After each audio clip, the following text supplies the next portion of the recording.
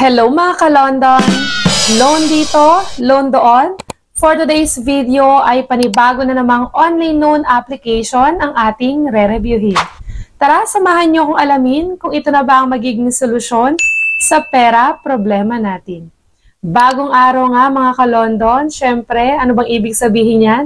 Bagong paghahanap na naman ng bagong online loan application na maaaring makatulong sa atin sa oras ng pangangailangan. Marami na nga nagsulputang mga bagong online loan application.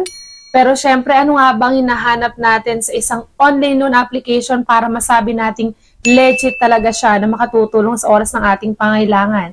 Syempre, una na dyan yung amount na ibinibigay niya para sa first-time user or yung credit limit, kung magkano ba. Pangalawa, kung gaano ba kataas ang interest kung meron. At yung pangatlo, kung gaano ba kahaba yung loan terms. Dahil madalas, napapansin ko ngayon, ang mga online loan application na naglalabasan is 7 days lang kailangan mo nang bayaran yung amount na niloan mo. Pero bago nga natin pag-usapan yung bagong OLA na i-review natin ngayong araw is, syempre dito sa ating channel, sa mga videos na ina-upload ko ay nanonood ka lang, may chance ka pang manalo sa ating GCash giveaway. Every Friday of the week nga ay mamimigay tayo ng papremyo para sa maswerteng mapipili. Ano nga bang dapat nyo lang gawin?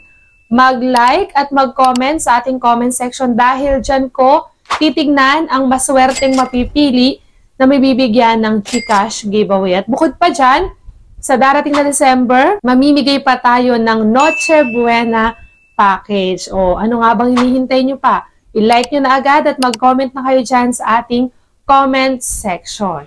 Pero syempre kung bago ka pa lang sa channel na ito, huwag mong kalimutang mag-subscribe at i-click ang notification bell para syempre lagi kang updated sa mga susunod pa nating mga videos. At balikan nga natin ang re-review nating OLA ngayong araw.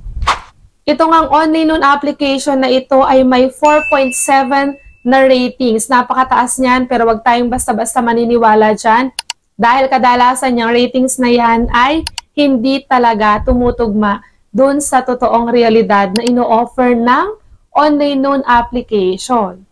At pwede ka daw mag-loan dito ng mula 2,000 pesos up to 50,000 pesos. Dun sa 2,000 pesos, medyo parang maniniwala pa ako pero dun sa 50,000 pesos para sa first-time user, ay, naku, tignan natin, maaga pa para husgahan itong online loan application na ito.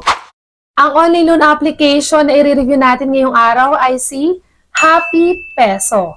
Hindi po si Happy ka siya, Happy Peso. Magiging happy nga kaya tayo sa magiging resulta ng ating application ngayong araw? O isa rin ito sa magpapaasa sa atin na legit ang online loan application tapos hindi naman pala.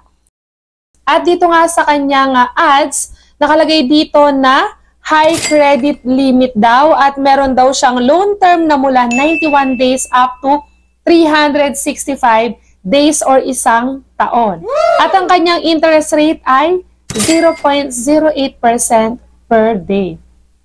Kung excited na kayong malaman kung ano ba talagang ino-offer neto ni Happy Peso, ay naku, mas lalong excited ako kaya wag na nating patagalin pa at simulan na agad natin. Yes! After ko nga ma-download ang application, ay magre-register na agad tayo kung wala pa tayong account dito using our active phone number para sila ay makapag-send ng verification code. And after nga nating makapag-register, ay dito na agad tayo sa kanyang homepage. At dito ay hindi naman nabago yung loan amount which is 2,000 up to 50,000 daw. So 2,000 to 50,000 pesos daw ang pwede nating ma-loan dito kay Happy Peso. Pero yung loan term niya na 91 to 365 days na bago, 121 days na lang ang nakalagay dito. Pero kung totoo itong 121 days na ito is mahaba pa rin ang loan term na ito. At ang kanyang interest rate ay mas bumaba pa nga na 0.05% compared dun sa 0.08% na pinapakita niya sa kanyang ads. At dito nga sa borrowing process na o yung step-by-step procedure ng pag-apply natin, ito yung mga dapat nating i-provide na information. So isa na nga dito yung payment information or kung saan ba natin marireceive yung amount na niloan natin. So, kasama din dyan yung contacts, kasama din yung employment information. Medyo na bago lang yung mga terms na ginamit nila pero same pa rin ito dun sa mga ibang online loan application na na-review natin. Personal information, tapos yung identity details. Yung identity details na tinatawag nila dito is ito yung mga ID na pwede nating i-present. Yung personal information, so kagaya din sa mga basic information or personal information na sinasagutan natin sa ibang OLA. Employment information or yung job information na tinatawag natin. Yung contacts, ito yung mga contact references na kailangan nating ibigay. And then, dun sa payment information, kagaya ng sinabi ko, ito yung pwedeng e-wallet or bank. At ito na nga agad yung mga recommended ID type dito sa OLA na ito. So, pwede ang driving license, PRC, SSS, passport, postal ID, UMID, TIN, at voters ID. Siyempre, kagaya lang din ng ibang online loan application, kailangan mong picturean yung harap na ID na napili mo and then facial verification agad tayo. So, check na lang nila dito kung ikaw ba talaga yung naglo-loan or nagamit lang yung ID mo sa paglo-loan. At next nga is, let us get to know you better. So, dito na tayo sa personal information. Siyempre, hindi mawawala dyan ang education kung ano bang natapos mo. Marital state kung ikaw ba'y single or married. Kasama din dyan na itinatanong nila yung number of credit cards. Kung wala naman, ilalagay mo lang dyan ay 0. At yung email, kailangan active at syempre nakaka-receive ng messages. And then, syempre hindi mawawala pa rin dyan yung ating complete address. And dito nga, i-click lang natin yung confirm kapag na-fill up natin yung mga kailangang information.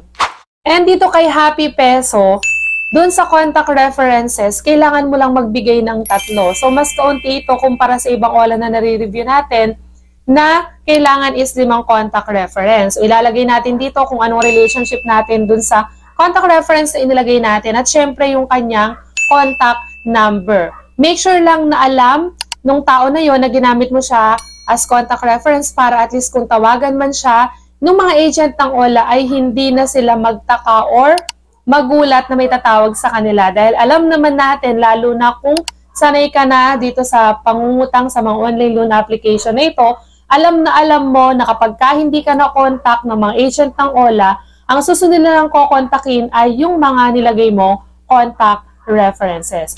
Mas mainam nga dyan na kakilala mo lang or kamag-anak mo lang yung ilalagay mo.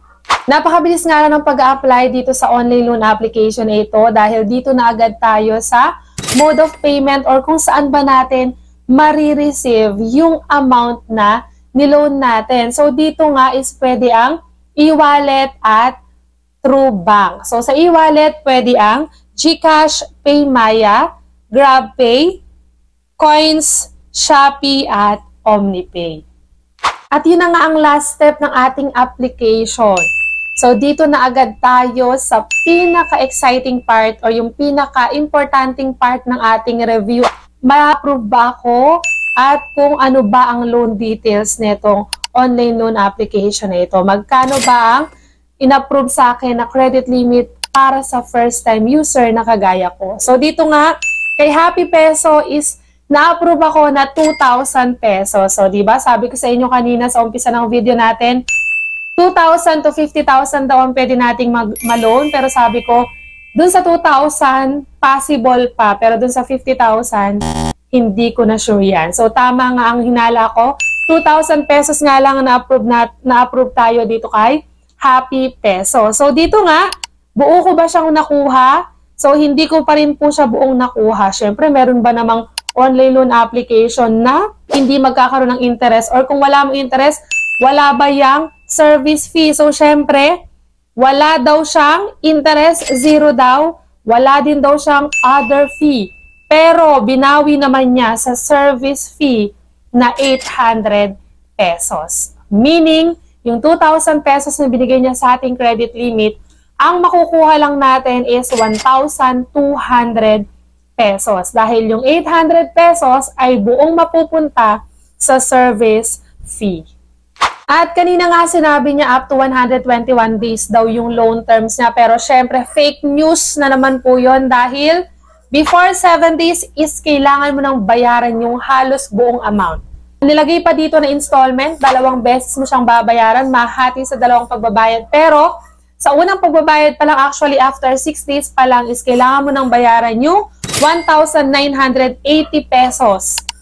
Kapag ka nabayaran mo on time yung 1,980 pesos is mawi-waive na yung 20 pesos. So, hindi ka na magbabayad sa pangalawang pagbabayad na 20 pesos basta on time mong nabayaran yung 1,980 pesos. At yun nga ang kabuang details or loan details netong si Happy Peso. Ewan ko lang kung para sa inyo ba ay magiging happy kayo kung ganito kalaki yung mababawas dun sa loan amount na ibinigay sa inyo. Disclaimer lang, hindi ko po kayo hinihikayat na mag-loan. Ang purpose lang ng ating review ay syempre mabigyan kayo kahit papano ng idea kung okay ba ang mga online loan application na nakikita natin online. At syempre, huwag niyong kalimutang i-like at mag-comment dyan sa ating comment section para at least magkaroon kayo ng chance na manalo or mapili sa ating pa-GCash giveaway. At dito na nga natatapos ang ating review ngayong araw. Hanggang sa muli mga ka-London! Bye-bye!